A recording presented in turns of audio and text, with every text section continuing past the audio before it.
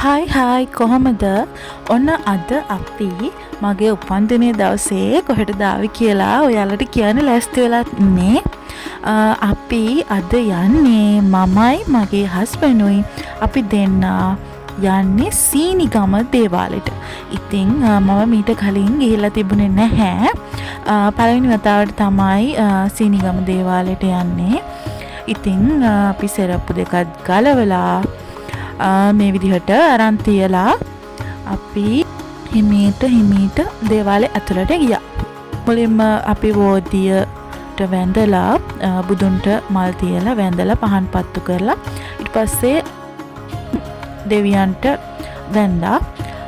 ඉතින් යශෝදරා තෙරණීන් වහන්සේටත් අපි මේ විදිහට මල් තියලා වැඳා. මම ඇත්තටම ගිහිල්ලා තිබ්බේ නැහැ සීනිගම දේවාලය ඇතුළට. හැමදාම එතන ළඟින් යනවා. ඒ වුණාට කවදාකවත් ඇතුළට ගිහිල්ලා තිබ්බේ නැහැ. ඉතින් මට මේක ලොකු වෙනස්ම අත්දැකීමක් වුණා. මොකද මගේ උපන්දිනේ දවසේ මම ආසාවෙන් හිටියේ සීනිගම දේවාලෙට යන්න. ඉතින් දෙවිවරුගේ දේවාල ගොඩාක් තිබුණා. මම මීට කලින් මේ වගේ වෙනස් ස්ථානයක් දැකලා තිබ්බේ නැහැ. ඉතින් තව මේකේ මුහුද මැද දේවාලයක් තියෙනවා. ඒක තමයි සුන්දරම අත්දැකීම. ඉතින් මට ඕන වුණා ඒ මුහුද මැද තියෙන දේවාලයටත් යන්න. ඉතින් අපි ගිය වෙලාව අනුව යන්න පුළුවන්ද නැද්ද කියලා අපි දන්නේ නැතුව ගියේ. අපි මේ විදිහට දෙවොල් දෙවියන්ට වන්දනාමාන කරලා දෙවොල් දෙවියන්ගේ අඩවිය තමයි සීනිගම දේවාලය කියන්නේ. ඉතින් මුහුදත් එක්ක මේ දේවාලය තියෙනකොට ඒක හරිම ලස්සන වෙනස්ම අත්දැකීමක් තියෙන තැන. කොහොම හරි මුහුද මැද තියෙන දේවාලයටත් අපිට යන්න පුළුවන් වුණා. මොකද අවසාන බෝට්ටුව තමයි තිබ්බේ. මෙතන තියෙනවා පෙරහැරට ගන්න බෝට්ටුවක් නිර්මාණය කරලා. ඒ වගේම විවිධ පිළිම වර්ග තිබ්බා. එහා සම්බන්ධව බැඳුණු ගොඩාක් දේවල් තිබ්බා. ඓතිහාසික දේවල් ගොඩක් තිබුණා. ඉතින් ඒක ලොකු අත්දැකීමක් අපිට. අපි නිතරම අදහන පන්සල් වල ඉන්න දෙවිවරුන්ගේ දේවාලක් තිබුණා. ඒ වගේම පන්සල් වල නැති ඒ කියන්නේ ඊශ්වර දෙවියන්ගේ ශිව දෙවියන්ගේ වගේ ඒ වගේ ඒ කියන්නේ වෙනස්ම විදිහේ තැනුත් තිබ්බා.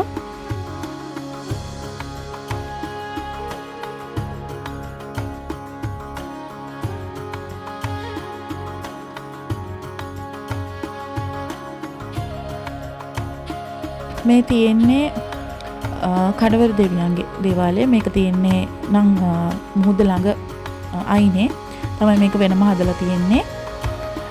ඉතින් අපි හැම දේවාලයකටමත් ගියා. ඊට පස්සේ මේ දුරින් පේන්නේ මුහුද මැද තියෙන දේවාලය. ඉතින් මේ දේවාලයට යනකම් මට ඉවසිල්ලක් නැතුව තමයි හිටියේ.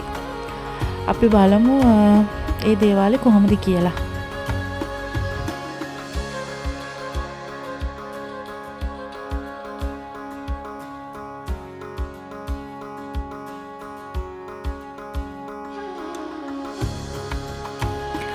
දැන් අපි මේ කලබලෙන්ම යන්නේ මුහුද මැද තියෙන දේවාලයට යන්න බෝට්ටුවක් තියනවාද කියලා බලන්න ඕන.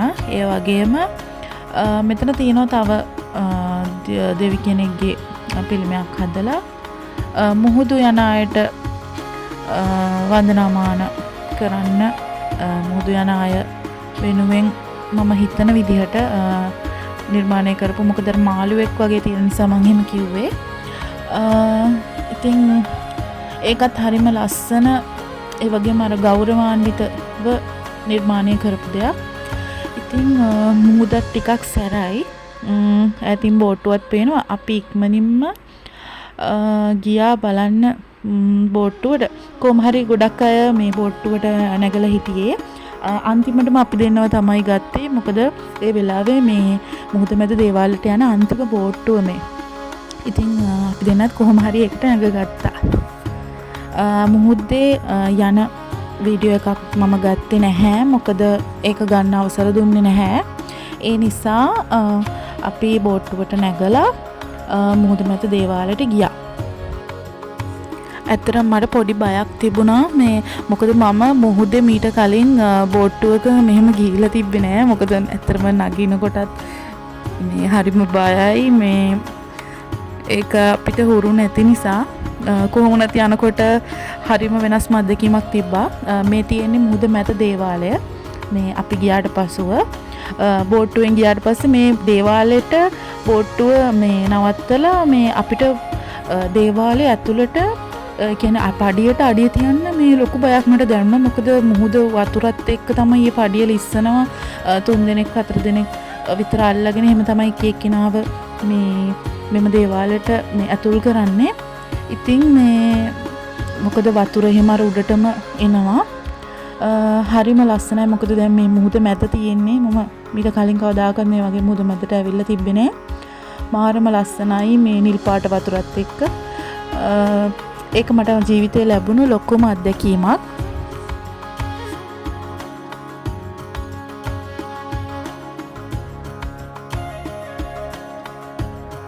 පේනවද මුහුදේ සැර ඊටාම වේගෙන් තමයි මේ රැල්ල එන්නේ.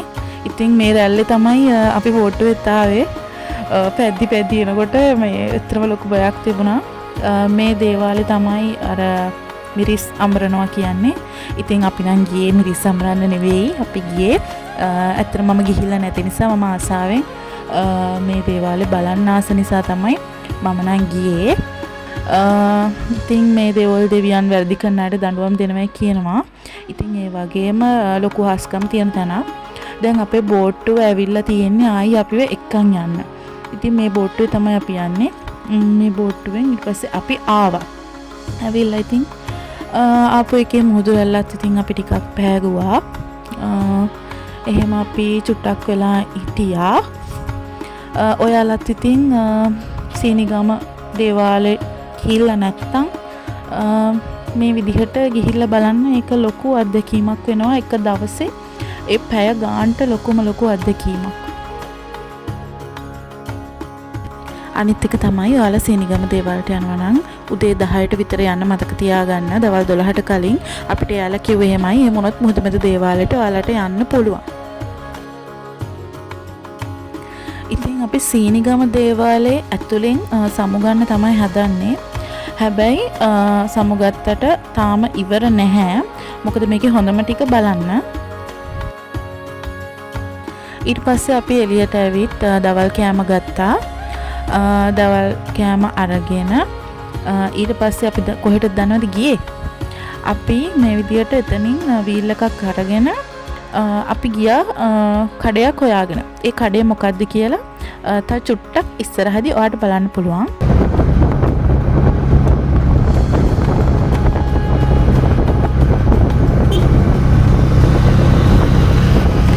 මේක හරිම ප්‍රසිද්ධ කඩයක්. ඇත්තටම අපි යන්නේ උම්බල කඩ වඩේ තියෙන කඩයක් තියෙනවා. ඒ කඩෙන් අපි උම්බල කඩ වඩේ විවිධ වඩේ වර්ග තියෙනවා. එහෙම කනවා. හරි ප්‍රසිද්ධයි මේ කඩේ. හැමෝම දන්න කඩයක්. ඉතින් අපි බලමු ඒ කඩේ ළඟට ගිහිල්ලා මොකද්ද වෙන්නේ කියලා. මේ තියෙන්නේ මේ කඩේ.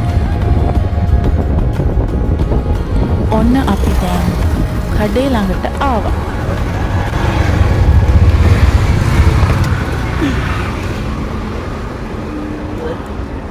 නැන්නේ කොහොමද? අපි ඔයාගෙන් කලින් නිතරම වඩේ ගත්තා. පොඩ දවසින් අද ආවේ.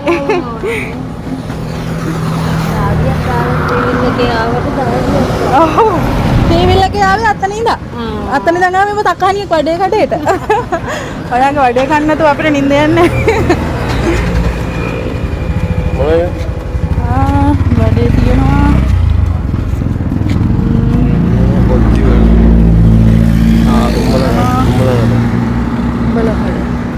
බලකඩ වඩේ ගමුද? මේ මිරිස් වඩේත් ඕන. මං ආස මිරිස් වඩේ. මේ මාළු එක නෑ. මාළු එක ඉවරයිද මේ නන්නේ? මාළු වඩේ ඉවරයි. මාළු එක නෑ. ඉවරනානේ? නෑ නෑ. තිබ්බේ නැද්ද? නෑ මාළු. එහෙනම් මේ මිරිස් වඩේ හොර මිරිස් වඩේ ගන්න. මිරිස් වඩේ දෙකයි. බලකඩ වඩේ කීයද? මේ කීයද මිරිස් වඩේ? 103යි. මේකේ තුනක් කිය. මේකෙත් තුනක් දෙන්න.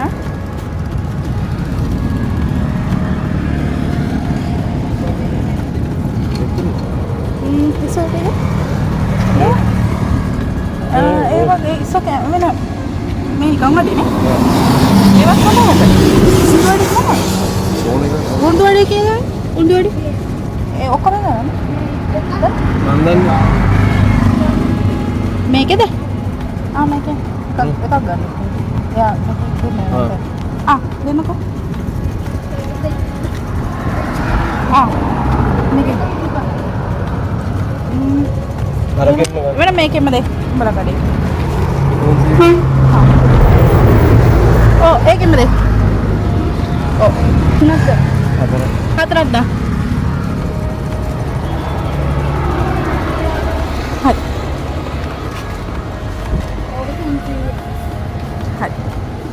හරි. Thank you. මේ තින්නේ අපි ගත්ත උඹලා කඩ වඩේ.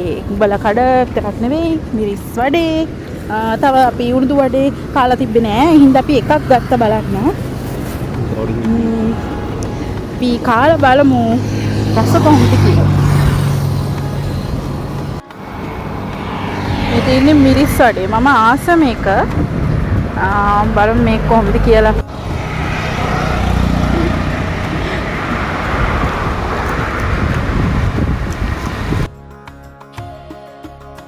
සැරයි අමු මිරිස් තින්නේ අපි හික්කඩුවේ ආවත් අනිවාර්යෙන් මේ වඩේ කනවා. උඹලා කඩ වැදෙත් මාර රසයි. මම මිරිස් වඩේකට කොට ආසයි. මේක මාරම රසයි. අමු මිරිස් කරලා බැදුනම පුදුම රසක් තියෙනවා. මම මේ අමු මිරිස් වඩේ රස නිසාම ගෙදර සමහරලාට අමු මිරිස් අරගෙන බැදලා කාලා තියෙනවා.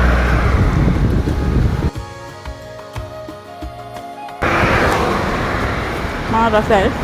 හරි ප්‍රසිද්ධයි මේ කඩේ. සීනිගමට ආවොත් ඔයාලත් කාලා බලන්න. මේ උඹලකඩ වඩේ මේ ගහලා තිබ්බ උඹලකඩ වඩේ කියලා තමයි කඩේ තිබ්බේ.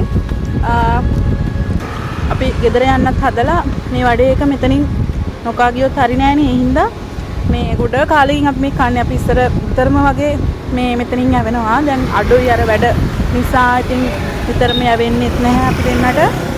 ඉතින් මේ ඒ හින්දා අද අපි ගොඩ දවසකින් එළියට ආවේ. මම මෙච්චර කාලයකට කාපු රස්සම වඩේ. මේක මම ප්‍රොමෝට් කරන්න කියන එක නෙවෙයි. මම අත්‍තරම මම කොහෙදවත් මම හම්බලා නැහැ මේ වගේ රස වඩේ එකක්. ඒක උඹලා කඩ වඩේ. මේක හැබැයි මේක මිරිස් පොඩ්ඩක් කඩවුයි.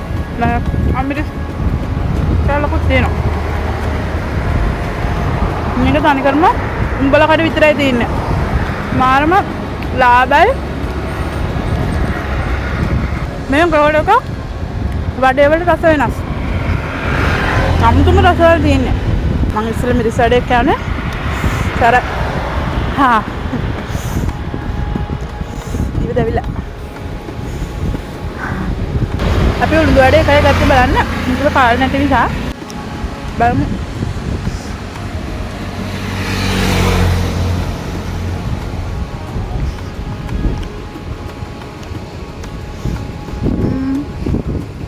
අකත් රස.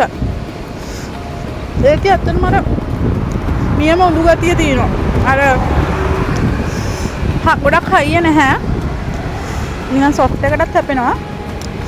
පොඩි අමුතු ක්‍රීමි රසකුත් යනවා ඒකේ. රස අපි වැඩිපුර මාස වඩේ වලට නිසා උණුදු වඩේ වැඩිපුර ගත්තේ නැහැ අපි. ඔයාලට කැමති නම් අවිල්ලා උණුදු වඩේ කන්න. අනිවාර්යෙන් මේ වඩේ වලට ඇබ්බැහි වෙනවා. මෙතනට ආවොත් සීනිගම දේවාලය හොඳින් යනවනු මේ වඩේ කඩේ පහු කරගෙන යන ඇත්ත ඉන්නවා. ඉතින් මේ ඇවිල්ලා කන්න. ලොකු ගානකුත් නැහැ. හරිම රසයි. ඔයාලට මේ වැඩේ අරන් ගිහිල්ලා සීනිගම දේවාලේ වැඳලා එහෙම එතනදී කන්නත් පුළුවන්. නැත්තම් වෙන ගමන් යන ගමන් ඕන වෙලාවක කන්න පුළුවන්. අපි දැන් ගෙදර යන්න හදන්නේ කාලා. එහෙනම් දෙවිල්ල. ගිහලා එන්නම්. හැමෝටම සුබ දවසක්.